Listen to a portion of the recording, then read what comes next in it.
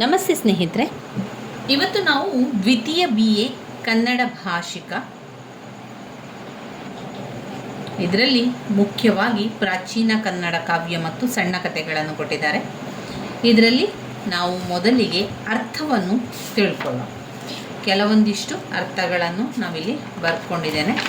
ಈ ಅರ್ಥಗಳು ಪದೇ ಪದೇ ರಿಪೀಟ್ ಆಗಿರುವಂಥ ಅರ್ಥಗಳು. ಈ ಅರ್ಥಗಳನ್ನೆಲ್ಲ ನೋಡ್ಕೊಳ್ಳುವ. ಮೋಹರ ಅಂದರೆ ಏನು? ಮೋಹರ ಅಂದರೆ ಯುದ್ಧ. ಕಿರೀಟ ಅಂದರೆ ಪೇಟ, ಕಿರೀಟ ತೊಟ್ಟುಕೊಳ್ಳುವಂಥದ್ದು, ಪೇಟ ತೊಟ್ಟುಕೊಳ್ಳುವಂಥದ್ದು ಅಂತ ನಾವು ಹೇಳ್ತೇವೆ. ಕಿರೀಟ ಅಂದರೆ ಪೇಟ. ಚಾಪ ಅಂದರೆ ಬಿಲ್ಲು, ಚಾಪ ಅಂದರೆ ಬಿಲ್ಲು. ಮಜ್ಜನ ಅಂದರೆ ಸ್ನಾನ. ಸುವರ್ಣ ಅಂದರೆ ಚಿನ್ನ, ನೂಲು ದಾರ. ನಾಯಿಂದ ಅಂದರೆ ಕ್ಷೌರಿಕ. ಸಣ್ಣ ಕಥೆಗಳಲ್ಲಿ ನೀವು ನೋಡಿರ್ಬೋದು, ನಾಯಿಂದ ಅಂತ ಹೇಳುವಂಥದ್ದು ಕ್ಷೌರಿಕ. ವೆಂಕಟಚಾಮಿಯ ಪ್ರಣಯ ಸಣ್ಣ ಕಥೆಯಲ್ಲಿ ಬರುವಂತಹ ಅರ್ಥ ಅದು.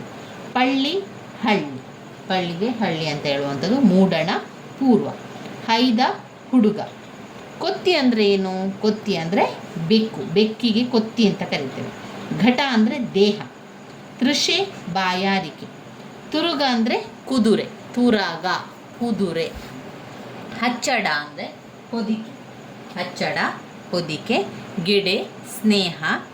ಇಶಾರಣೆ ಅಂದರೆ ವಿಚಾರಣೆ ಮಾಡುವಂಥದ್ದು, ಇಶಾರಣೆ. ಲಘುತ್ವ ಸಣ್ಣತನ. ಪಡಕಾನೆ ಸಾರಾಯಿ ಅಂಗಡಿಗೆ ಪಡಕಾನೆ ಅಂತ ಹೇಳುವಂಥದ್ದು. ಪಳ್ಳಿ ಹಳ್ಳಿ. ಕೊತ್ತಿ ಬೆಕ್ಕು. ನೆಪ್ಪು ಅಂದರೆ ನೆನಪು. ಕೈನೆ ಅಂದರೆ ದಾಸಿ. ತುರಂಗ ಕುದುರೆ. ನನ್ನಿ ಸತ್ಯ. ಸುಳ್ ಸರದಿ. ಬದಂಗಂ ಕ್ಷುದ್ರ ಸೇವಕ. ಬೆಂತರ, ಬೆಂತರ ಅಂದರೆ ಪಿಶಾಚಿ. ಬಾಳ್ ಅಂದರೆ ಕತ್ತಿ. ಹದುಳ, ಹದುಳ, ಹದುಳ ಕ್ಷೇಮ. ರಜ ಅಂದರೆ ಕಸ, ರಜ ಕಸ. ಅಂಬು ಬಾಣ, ಅಂಬು ಬಾಣ. ಆಳ್ಕೆ ಪ್ರೀತಿ, ಆಳ್ಕೆ ಪ್ರೀತಿ. ಹರಣ ಪ್ರಾಣ, ಹರಣ ಪ್ರಾಣ. ಅನಲ ಬೆಂಕಿ, ಅನಲ ಬೆಂಕಿ. ನಾಸಿಕ ಮೂಗು, ನಾಸಿಕ ಮೂಗು. ಸೈಪು ಅಂದರೆ ಪುಣ್ಯ, ಸೈಪು ಪುಣ್ಯ. ಜಲದಿ ಅಂದರೆ ಸಮುದ್ರ. ತೇಜಿ ಅಂದರೆ ಕುದುರೆ. ಇವಿಷ್ಟು ಅರ್ಥಗಳು ನಮ್ಮ ದ್ವಿತೀಯ BA ಕನ್ನಡ ಭಾಷಿಕದಲ್ಲಿ ಬರುವಂತಹ ಮುಖ್ಯವಾದಂಥ ಅರ್ಥಗಳು. ಇವೆಲ್ಲ ಕೂಡ ನಾನು ಹಳೆಯ ಪ್ರಶ್ನೆ ಪತ್ರಿಕೆಗಳಿಂದ, ಹಳೆಯ ಪ್ರಶ್ನೆ ಪತ್ರಿಕೆಯಲ್ಲಿ ಬಂದಿರುವಂಥ ಅರ್ಥಗಳನ್ನು ನಾನಿಲ್ಲಿ ಬರ್ಕೊಂಡಿರುವಂಥದ್ದು. ಹಳೆಯ ಪ್ರಶ್ನೆ ಪತ್ರಿಕೆಯಲ್ಲಿ ಇದೆಲ್ಲ ಕೂಡ ಬಂದಿರುವಂಥ ಅರ್ಥಗಳು. ಇದನ್ನು ಸರಿಯಾಗಿ ಕಲೀರಿ. ಇದನ್ನು ಅರ್ಥವನ್ನು ಹೇಗೆ ನೆನಪಲ್ಲಿ ಇಟ್ಕೊಳ್ಬೇಕು ಎನ್ನುವಂಥದ್ದು ತುಂಬ ಜನರ ಪ್ರಶ್ನೆಯಾಗಿತ್ತು. ಅರ್ಥಗಳನ್ನು ನೀವೇನು ಮಾಡಬೇಕು ಅಂದರೆ 2-3 ಬಾರಿ ಇದನ್ನು ಹೇಳ್ಕೊಳ್ಳಿ. ಈಗ ಇಷ್ಟೊಂದು ಅರ್ಥಗಳಿದೆ, ಈ ಇಷ್ಟೊಂದು ಅರ್ಥಗಳನ್ನು 2-3 ಬಾರಿ ಹೇಳ್ತಾ ಹೇಳ್ತಾ ನೋಡಿ ಹೇಳಿ, ನೋಡಿ ಹೇಳ್ತಾ ಇರಿ. ಅದಾದಮೇಲೆ ನೋಡದೆ ನಿಮಗೆ ಆ ಅರ್ಥಗಳು ಗೊತ್ತಿದೆಯಾ ಅನ್ನುವಂಥದ್ದನ್ನು ಚೆಕ್ ಮಾಡ್ಕೊಳ್ಳಿ. ಈ ರೀತಿಯಾಗಿ 2-3 ಬಾರಿ ಓದ್ಕೊಂಡಾಗ ಅದು ನಮಗೆ ಹಾಗೆ ನೆನಪಲ್ಲಿ ಉಳಿತದೆ. ಮತ್ತು ಒಂದು ಸ್ವಲ್ಪ ಅರ್ಥ ಮಾಡಿಕೊಂಡು ಓದ್ಕೊಳ್ಳಿ. ಈಗ ನೂಲು ಅಂತ ಹೇಳುವಂಥದ್ದು ಅದು ದಾರ ಅಂತ ಹೇಳ್ತಾರೆ. ಹೈದ ಅಂದರೆ ಹುಡುಗ, ಹೈದ. ಹಳ್ಳಿ ಹೈದ ಅಂತೆಲ್ಲ ಹೇಳೋದನ್ನು ಕೇಳಿರ್ಬೋದು. ಆ ರೀತಿಯಾಗಿ ಒಂದು ನೆನಪಲ್ಲಿ ಇಟ್ಕೊಳ್ಳಿ, ಆವಾಗ ಅದು ನೆನಪಲ್ಲಿ ಬರ್ತದೆ. ಇವಿಷ್ಟು ಅರ್ಥಗಳಾಗಿದೆ. ಇನ್ನೂ ಅರ್ಥಗಳು ಇದೆ, ಬೇಕಾಷ್ಟು ಅರ್ಥಗಳಿದೆ. ಆದರೆ ಇಲ್ಲಿ ನಾನು ಬರ್ಕೊಂಡಿರುವಂಥದ್ದು ಹಳೆಯ ಪ್ರಶ್ನೆ ಪತ್ರಿಕೆಯಲ್ಲಿ ಪದೇ ಪದೇ ರಿಪೀಟಾಗಿ ಕೇಳಿರುವಂತಹ ಪ್ರಶ್ನೆಗಳನ್ನು, ಅರ್ಥಗಳು, ಅರ್ಥಗಳನ್ನು ನಾನಿಲ್ಲಿ ಬರ್ಕೊಂಡಿರುವಂಥದ್ದು. ಇನ್ನಷ್ಟು ಅರ್ಥಗಳಿದೆ. ನಮಗೆ ಅರ್ಥಗಳು ಯಾವಾಗಲೂ ಬರುವಂಥದ್ದು ಪ್ರಾಚೀನ ಕನ್ನಡ ಕಾವ್ಯ ಮತ್ತು ಸಣ್ಣ ಕಥೆಗಳಿಂದ ಅರ್ಥಗಳನ್ನು ಕೊಡುವಂಥದ್ದು. ಅದರಿಂದ ಮೊದಲಿಗೆ ನಾವು ಈ ಅರ್ಥಗಳನ್ನು ತಿಳ್ಕೊಳ್ಳುವ. ಈಗಾಗಲೇ ಪರೀಕ್ಷೆಗಳು ಮುಗ್ದವರಿಗೆ, ಇನ್ನು ಕನ್ನಡ ಪರೀಕ್ಷೆ ಮುಗ್ದವರಿಗೆ ಇದರಲ್ಲಿ ಅರ್ಥಗಳೆಲ್ಲ ಗೊತ್ತಾಗ್ತದೆ. ಇನ್ನು ಮುಂದಿನ ಪರೀಕ್ಷೆ ಬರುವಂಥದ್ದು ಸಾಧಾರಣವಾಗಿ ಅಕ್ಟೋಬರ್-ನವಂಬರ್ ಅಥವಾ ಸೆಪ್ಟೆಂಬರ್-ಅಕ್ಟೋಬರಲ್ಲಿ ಆ ರೀತಿಯಾಗಿ ಪರೀಕ್ಷೆಗಳಿರ್ತದೆ. ಕೆಲವೊಮ್ಮೆ ಸೆಪ್ಟೆಂಬರ್-ಅಕ್ಟೋಬರಲ್ಲಿ ಇರ್ತದೆ, ಇಲ್ಲದ್ರೆ ಅಕ್ಟೋಬರಿಂದ ನವಂಬರ್ ಆ ತಿಂಗಳಲ್ಲಿ ಪರೀಕ್ಷೆಗಳಿರುವಂಥದ್ದು. ನಾವು ಈಗಲಿಂದಲೇ ಎಲ್ಲ ತಯಾರಿಯನ್ನು ಮಾಡಿಕೊಳ್ಳುವ. ನಮಗೆ ಪುಸ್ತಕಗಳು ಸಿಕ್ಕಿದ ನಂತರ ಮೊದಲಿಗೆ ನಮಗೆ ಅಸೈನ್ಮೆಂಟ್ಗಳನ್ನು ಬರೀಲಿಕ್ಕೆ ಇರುವಂಥದ್ದು. ಈ ಅಸೈನ್ಮೆಂಟ್ಗಳನ್ನು ಬರೆದ ನಂತರ ನಾವು ಪರೀಕ್ಷೆಯ ಅಭ್ಯಾಸವನ್ನು ಮಾಡಲಿಕ್ಕೆ ಆರಂಭ ಮಾಡಬೇಕು. ಪ್ರತಿ ದಿವಸ 1 ಗಂಟೆಗಳ ಕಾಲ ನೀವು ಅಭ್ಯಾಸಕ್ಕಾಗಿ ಮೀಸಲಿಡಬೇಕು. ಪ್ರತಿಯೊಬ್ಬರು ಕೂಡ ಯಾರೆಲ್ಲ KSOUನಲ್ಲಿ ವಿದ್ಯಾಭ್ಯಾಸವನ್ನು ಮಾಡ್ತಾ ಇದ್ದೀರೋ ಇದರಲ್ಲಿ ತುಂಬ ಜನರು ಕೂಡ ಕೆಲಸಕ್ಕೆ ಹೋಗಿಕೊಂಡು ನಮಗೆ ಓದ್ಕೊಳ್ಳಿಕ್ಕಿರುವಂಥದ್ದು. ಕೆಲಸಕ್ಕೆ ಹೋಗ್ತಾ ಇರ್ತೇವೆ ನಾವು, ಬೆಳಗಿನ ಸಮಯದಲ್ಲಿ ಕೆಲಸಕ್ಕೆ ಹೋಗ್ತಾ ಇರ್ತೇವೆ, ಸಂಜೆ ಬಂದ ಮನೆ ಕೆಲಸಗಳಿರ್ತದೆ. ಇದರ ಜೊತೆಗೆ ನಾವು ಓದ್ಕೊಳ್ಬೇಕು. ಆದ್ದರಿಂದ ನಾವೇನು ಮಾಡಬೇಕು ಅಂದರೆ ಪ್ರತಿ ದಿವಸ 1 ಗಂಟೆಗಳ ಕಾಲ ನಮ್ಮ ಪರೀಕ್ಷೆ ತಯಾರಿಗೆ ಅಂತ ಇಟ್ಕೊಳ್ಳಿ. ಆ 1 ಗಂಟೆಗಳ ಕಾಲದಲ್ಲಿ ಪ್ರತಿ ದಿವಸ ಒಂದೊಂದು ವಿಷಯವನ್ನು ಆಯ್ಕೆ ಮಾಡ್ಕೊಳ್ಳಿ. ಇವತ್ತು ಕನ್ನಡವನ್ನು ಓದ್ತಾ ಇದ್ದೀರಿ ಅಂತಾದರೆ ನಾಳೆ ಇಂಗ್ಲೀಷನ್ನು ತಗೊಳ್ಳಿ, ನಾಡ್ದು ರಾಜ್ಯಶಾಸ್ತ್ರ, ನಾಡ್ದು ಇತಿಹಾಸ, ಸಮಾಜಶಾಸ್ತ್ರ. ಪ್ರತಿ ದಿವಸ 1 ಗಂಟೆಗಳ ಕಾಲ ಒಂದೊಂದು ವಿಷಯವನ್ನು ಇಟ್ಕೊಂಡು ನೀವು ಯಾವುದನ್ನು ಆರಂಭದಿಂದ ಓದ್ತಾ ಇದ್ದೀರಿ ಅದನ್ನೆಲ್ಲ ನಿಮ್ಮ ಪಾಯಿಂಟ್ಸ್ ಬುಕ್ಕಲ್ಲಿ ಬರಿತಾ ಹೋಗಿ. ಪಾಯಿಂಟ್ಸ್ ಬುಕ್ ಅಂತ ಮಾಡ್ಕೊಳ್ಳಿ. ಈಗ ಕೆಲವೊಂದು ನೀವು ಬಂದೇ ಬರುವಂತಹ ಪ್ರಶ್ನೆಗಳಂತ ಇದೆ, ಅದನ್ನು ನೀವು ಸರಿಯಾಗಿ ಕಲ್ತ್ಕೊಳ್ಳಿ. ಈಗ ಅರ್ಥಗಳನ್ನು ಅವರು ಕೊಡುವಂಥದ್ದು. ಈ ಅರ್ಥಗಳನ್ನು ಕೊಡಬೇಕಾದ್ರೆ ನೀವು ಅರ್ಥಗಳು ಕೊಡುವಂತಹ ಪ್ರಶ್ನೆಗಳಾಗಿರೋದ್ರಿಂದ ಆ ಅರ್ಥಗಳನ್ನು ಸರಿಯಾಗಿ ಕಲ್ತುಕೊಳ್ಳಿ. ಇನ್ನಷ್ಟು ಅರ್ಥಗಳನ್ನು ನಾನು ನಿಮಗೆ ಈ ಒಂದು ವಿಡಿಯೋದಲ್ಲಿ ತಿಳಿಸ್ತಾ ಹೋಗ್ತೇನೆ. ಅರ್ಥಗಳು ಬರುವಂಥದ್ದು ಯಾವಾಗಲೂ ಪ್ರಾಚೀನ ಕನ್ನಡ ಕಾವ್ಯ ಮತ್ತು ಸಣ್ಣ ಕಥೆಗಳಿಂದ ಮಾತ್ರ ಅರ್ಥಗಳನ್ನು ಕೊಡುವಂಥದ್ದು. ಆದ್ದರಿಂದ ಅವುಗಳನ್ನಷ್ಟೇ ನೋಡ್ಕೊಳ್ಳ. ಪ್ರತಿಯೊಂದು ಕವನದ ಕೊನೆಯಲ್ಲಿ, ಕವನ ಮುಗ್ದಾಗ, ಆ ಒಂದು ಪ್ರಾಚೀನ ಕನ್ನಡ ಕಾವ್ಯದ ಕೊನೆಯ ಹಂತದಲ್ಲಿ ಅವರೇನು ಮಾಡ್ತಾರೆ, ಅರ್ಥಗಳನ್ನು ಕೊಡ್ತಾರೆ. ಅದಾದಮೇಲೆ ಪ್ರಶ್ನೆಗಳನ್ನು ಕೊಡ್ತಾರೆ, ಆಮೇಲೆ ಸಾರಾಂಶವನ್ನು ಕೊಟ್ಟಿರ್ತಾರೆ. ನೋಡಿ, ಯಾರೆಲ್ಲ ಟೆಕ್ಸ್ಟ್ ಬುಕ್ ಸಿಕ್ಕಿದೆ, ಯಾರಿಗೆಲ್ಲ ಟೆಕ್ಸ್ಟ್ ಬುಕ್ ಸಿಕ್ಕಿದೆ ಅಥವಾ ಯಾರಲ್ಲಿ ಟೆಕ್ಸ್ಟ್ ಬುಕ್ಗಳಿದೆ ಅವರಿಗೆ ನಿಮ್ಮ ಪುಸ್ತಕದಲ್ಲಿ ಅರ್ಥಗಳಿರೋದ್ರಿಂದ ಅದನ್ನು ನೀವು ಪಾಯಿಂಟ್ಸ್ ಬುಕ್ಕಲ್ಲಿ ಬರಿಬೇಕು ಅಂತ ಇಲ್ಲ. ಒಂದು ವೇಳೆ ನಿಮಗೆ ಪುಸ್ತಕಗಳು ಸಿಗಲಿಲ್ಲ ಅಂತಾದವರು ನೀವು ಪಾಯಿಂಟ್ಸ್ ಬುಕ್ಕಲ್ಲಿ ಅರ್ಥಗಳನ್ನು ಬರಿಬೇಕು. ತುಂಬಾ ಅರ್ಥಗಳಿದೆ. ನಾನು ಮೊದಲಿಗೆ ಹೇಳಿರುವಂಥ ಅರ್ಥಗಳು ವೆರಿ ಇಂಪಾರ್ಟೆಂಟ್ ಆಗಿರುವಂಥ ಅರ್ಥಗಳು, ಹಾಗೆ ಪದೇ ರಿಪೀಟ್ ಆಗಿರುವಂಥ ಅರ್ಥಗಳನ್ನು ನಾನು ನಿಮಗೆ ಹೇಳಿರುವಂಥದ್ದು. ಆರಂಭದಿಂದ ನಾವು ಪರೀಕ್ಷಾ ತಯಾರಿಯನ್ನು ಮಾಡಬೇಕಾದ್ರೆ ಈ ಅರ್ಥವನ್ನು ಮೊದಲಿಗೆ ಓದ್ಕೊಳ್ಳೋ, ಅದಾದಮೇಲೆ ಸಂದರ್ಭ ಸ್ವಾರಸ್ಯದ ಪ್ರಶ್ನೆಗಳನ್ನು ನೋಡ್ಕೊಳ್ಳುವ, ಅದಾದ ನಂತರ ನಾವು ಪ್ರಶ್ನೋತ್ತರ ಕಡೆಗೆ ನೋಡಬೇಕು. ಹಾಗೆ ಕವನ ಅಂತ ಬಂದಾಗ ನಾವು ಸಾರಾಂಶವನ್ನು ಕಲ್ತ್ಕೊಂಡ್ರೆ ಸಾಕಾಗ್ತದೆ. ಇದು ಕೃಷ್ಣ ಸಂಧಾನ ಕವನದಲ್ಲಿ ಬಂದಿರುವಂಥ ಅರ್ಥಗಳನ್ನು ನೋಡ್ತಾ ಹೋಗುವ. ಅವನಿನಾಥ ಅಂದರೆ ರಾಜ, ಅವನಿನಾಥ ರಾಜ. ಬೃಹೀಂತ ಘೀಳಿಡು. ತುರಂಗ ಅಂದರೆ ಕುದುರೆ. ತುರಂಗ ಎನ್ನುವಂತಹ ಒಂದು ಅರ್ಥ ಹಲವು ಬಾರಿ ಬಂದಿದೆ. ತುರಂಗ ಕುದುರೆ. ಬೋನ ಅಂದರೆ ಭೋಜನ. ಪಥ ದಾರಿ. ಪಡಿಯರು ಸೇವಕರು. ಪೊಡೆವಟ್ಟು ಅಂದರೆ ನಮಸ್ಕರಿಸಿ, ಪೊಡೆವಟ್ಟು ನಮಸ್ಕರಿಸಿ. ಸೈಪು ಅಂದರೆ ಪುಣ್ಯ. ಪಾಂಸು ಧೂಳು. ಬೆಸನಂ ಕಾರ್ಯ, ಬೆಸನಂ ಕಾರ್ಯ. ಅಯ ಸೌಭಾಗ್ಯ. ನನ್ನಿ ಸತ್ಯ. ಅಣ್ಮು ಸಾಹಸ. ಕುವಳಯ ಕಮಲ. ಮನಕತ ಕೋಪ. ಅಟವಿ ಅಂದರೆ ಕಾಡು. ಜಲದಿ ಅಂದರೆ ಸಮುದ್ರ. ಪಳಾಳ ಅಂದರೆ ಕುಹಕ ವಂಚನೆ. ಬೇಳ್ಪು ಅಂದರೆ ಬೇಡು. ಪುಸಿ ಅಂದರೆ ಸುಳ್ಳು. ಇವಿಷ್ಟು ಕೃಷ್ಣ ಸಂಧಾನದ ಕವಿತೆಯಲ್ಲಿ ಬಂದಿರುವಂಥ ಅರ್ಥಗಳು. ಇನ್ನು ದುರ್ಯೋಧನನ ವಿಲಾಪ. ದುರ್ಯೋಧನನ ವಿಲಾಪದಲ್ಲಿ ಬಂದಿರುವಂಥ ಅರ್ಥಗಳನ್ನು ನೋಡ್ಕೊಳ್ಳುವ. ದುರ್ಯೋಧನನ ವಿಲಾಪದ ಅರ್ಥಗಳಲ್ಲಿ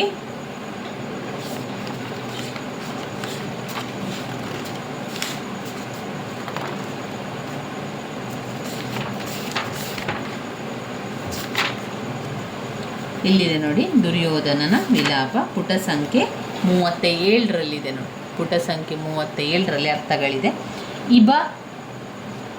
ಇಬಶೈಲ ಆನೆಗಳೆಂಬ ಬೆಟ್ಟ. ವಿಲುಳಿತ, ವಿಲುಳಿತ ತಿರಿಚಲ್ಪಟ್ಟ ಅಥವಾ ಹಿಡಿದೆಳೆದ. ಇಂಗಳಗಣ್ಣು ಉರಿಗಣ್ಣು. ಅಲಂಪು ಅಂದರೆ ಪ್ರೀತಿ. ಲೋಹಿತವಾರ್ದಿ ಅಂದರೆ ರಕ್ತದ ಸಮುದ್ರ. ಮನ್ಯು ಅಂದರೆ ವ್ಯಥೆ. ಜಲಾಂಜಲಿ ಅಂದರೆ ತರ್ಪಣ. ಗಳಿತ ಜಾರು. ಪ್ರಹರಣ ಹೊಡೆತ. ಗಜಗಟೆ ಆನೆಗಳ ಹಿಂಡು. ಬರ್ದನ್ ಬಾಳಿದವನು. ಅಡಗು ಮಾಂಸ. ಕರ್ದುಕು ಕುಕ್ಕಿನಿಂದ ಕುಕ್ಕು. ಪಿಣಿಲ್ ಅಂದರೆ ಸುರುಳಿ. ಸೌಧರ್ಮಿಕೆ ಸೋದರ ವಾತ್ಸಲ್ಯ. ಕುಕ್ಷಿ ಅಂದರೆ ಹೊಟ್ಟೆ. ನಕ್ತಾಂಚರಿ ರಾಕ್ಷಸಿ. ಕೂರ್ಮೆ ಪ್ರೀತಿ. ಸುರ್ ಸರದಿ. ಈಂಟು ಅಂದರೆ ಕುಡಿ. ತಳರ್ದು ಹೊರಟು. ಸಮಂತು ಚೆನ್ನಾಗಿ.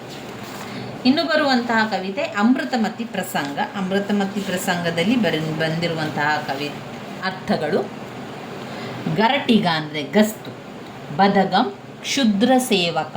ಬದಗಂ ಎನ್ನುವಂಥ ಪದ ಹಲವು ಬಾರಿ ಬಂದಿದೆ. ಕ್ಷುದ್ರ ಸೇವಕ. ಕರುಮಾಡ ಉಪ್ಪರಿಗೆ ಮನೆ. ಪಸಾಯದಾನ ಅಂದರೆ ಮೆಚ್ಚುಗಾಣಿಕೆ.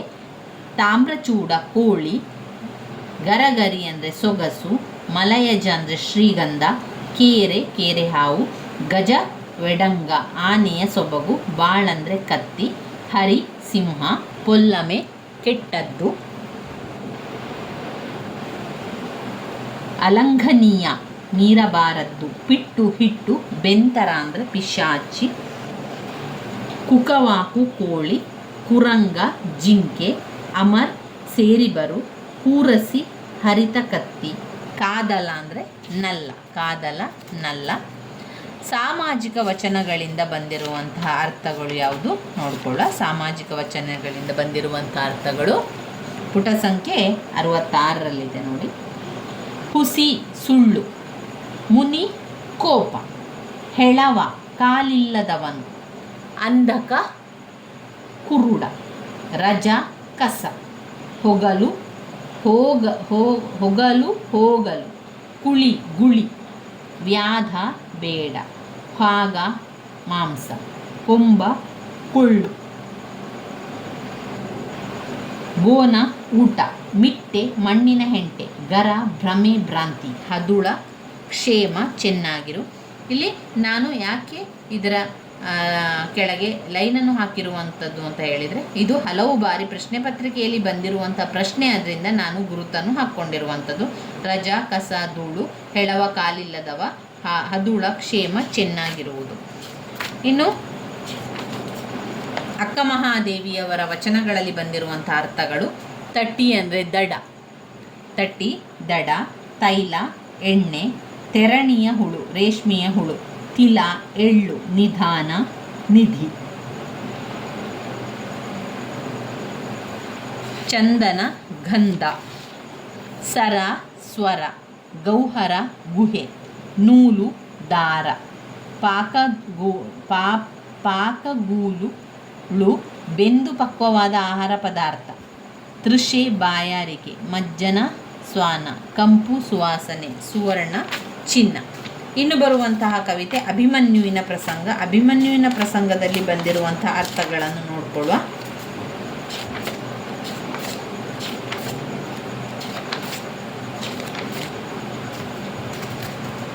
ಅಭಿಮನ್ಯುವಿನ ಪ್ರಸಂಗದಲ್ಲಿ ಬಂದಿರುವಂಥ ಅರ್ಥಗಳು: ಮೋಹರ ಯುದ್ಧ. ಮರೀಚಿ ಬಿಸಿಲ್ಗುದುರೆ. ತುರಗ ಕುದುರೆ. ಅಳವು ಧೈರ್ಯ. ಜಲದಿ ಸಮುದ್ರ. ಗುರುಸುತ ಅಶ್ವತ್ಥಾಮ. ಸೊಡರು ಹಣತೆ. ಲೆಪ್ಪ ಬೊಂಬೆ. ಚಾಪ ಬಿಲ್ಲು. ಶರ ಬಾಣ. ವೃಕೋದರ ಭೀಮ. ರವಿ ಸೂರ್ಯ. ಅಹವ ಯುದ್ಧ. ವೈನಿ ಬೆಂಕಿ. ಕದಳಿ ಬಾಳೆ. ತೇಜಿ ಕುದುರೆ. ಅಮರರು ದೇವತೆಗಳು. ಫಣಿ ಹಾವು. ರಿಪು ಶತ್ರು. ಕೈದು ಆಯುಧ. ಕಿರೀಟಿ ಅಂದರೆ ಅರ್ಜುನ. ಕಿರೀಟ ಅಂದರೆ ಪೇಟ. ಇಲ್ಲಿ ನೋಡಿ ಕೆಲವೊಂದು ಕನ್ಫ್ಯೂಸ್ ಆಗೋ ರೀತಿಯಲ್ಲಿ ಕೊಡ್ತಾರೆ ನಮಗೆ, ಆವಾಗ ನಮಗೆ ಕನ್ಫ್ಯೂಸ್ ಆಗುವಂಥದ್ದು. ಕಿರೀಟ ಅಂದರೆ ಪೇಟ. ಇಲ್ಲಿ ಕಿರೀಟಿ ಅಂದರೆ ಅರ್ಜುನ. ಅರ್ಜುನನಿಗೆ ಕಿರೀಟಿ ಅಂತ ಹೇಳುವಂಥದ್ದು ನೆನಪಲ್ಲಿಟ್ಕೊಳ್ಳಿ. ಕಿರೀಟಿ ಅರ್ಜುನ. ಅಂಬು ಬಾಣ. ಈ ರೀತಿಯಾಗಿ ನಾವು ಎಲ್ಲವನ್ನು ಕೂಡ ಓದ್ತಾ ಹೋಗಬೇಕು.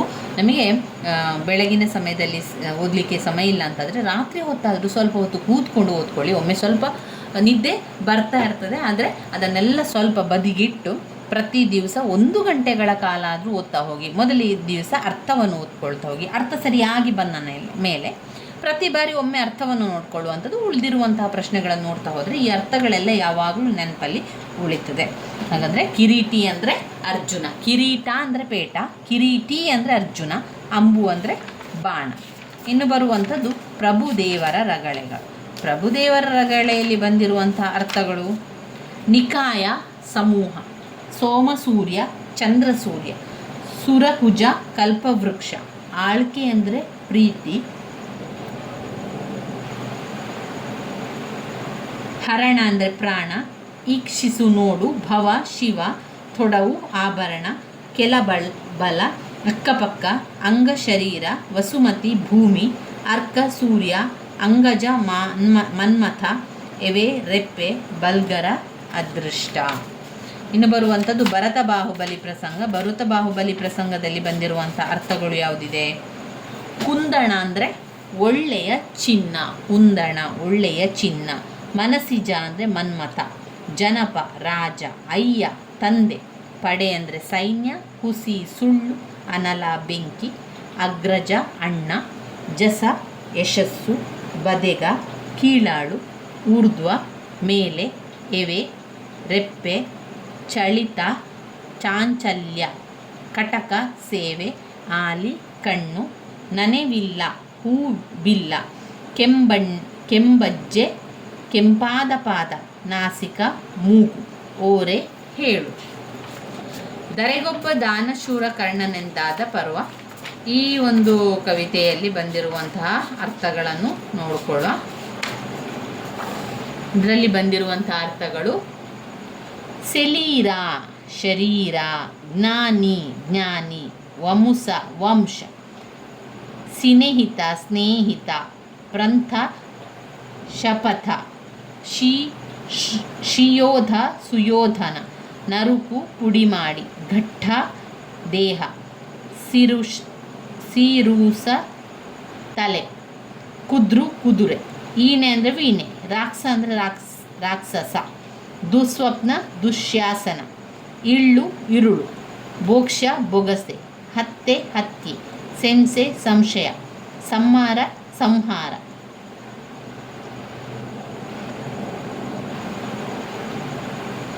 ಸಾಹ್ಯ ಸಹಾಯ, ದ್ರೋಹಿ ದ್ರೋಹಿ, ಚೆಂಚು ಸಂಚು, ದ್ರೋಹಿ ದ್ರೋಹಿ.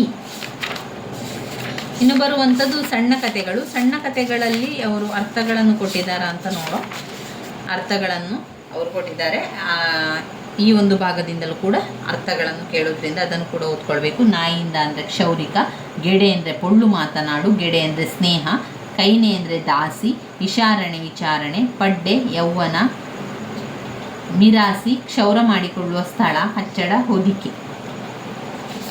ಇನ್ನು ಬರುವಂತಹ ಕತೆ ಧನ್ವಂತರಿಯ ಚಿಕಿತ್ಸೆ.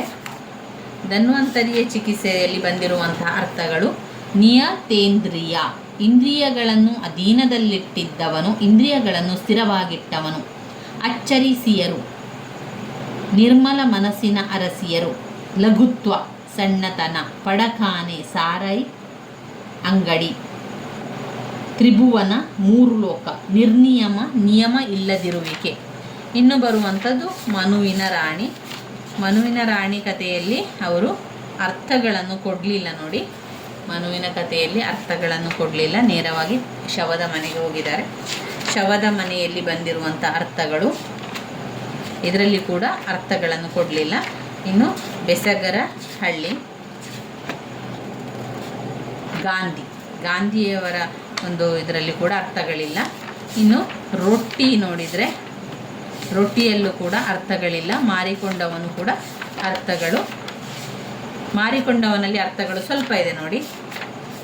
ದೇವನೂರು ಮಹಾದೇವರವರ ಒಂದು ಸಣ್ಣ ಕತೆ ಮಾರಿಕೊಂಡವರು. ಇದರಲ್ಲಿ ಬಂದಿರುವಂಥ ಅರ್ಥ: ಪಳ್ಳಿ ಹಳ್ಳಿ, ಮೂಡಣ ಪೂರ್ವ ದಿಕ್ಕು, ಹೈದ ಹುಡುಗ, ನೆರಕೆ ಬಿದಿರಿನ ಗೋಡೆ, ಕೊತ್ತಿ ಬೆಕ್ಕು, ಚಲ್ಲಣ ಪಾಯಿಜಾಮ, ಕಳ್ಳ ಕರುಳು, ನೆಪ್ಪು ನೆನಪು. ಇನ್ನು ಕೃಷ್ಣೇಗೌಡರ ಆನೆ. ಕೃಷ್ಣೇಗೌಡರ ಆನೆಯಲ್ಲಿ ಅರ್ಥಗಳು ಬಂದಿದೆಯಾ ಅಂತ ನೋಡ್ಕೊಳ್ಬೇಕು. ಇದರಲ್ಲಿ ಅರ್ಥಗಳನ್ನು ಅವರು ಕೊಡಲಿಲ್ಲ. ಕೃಷ್ಣೇಗೌಡರ ಆನೆ.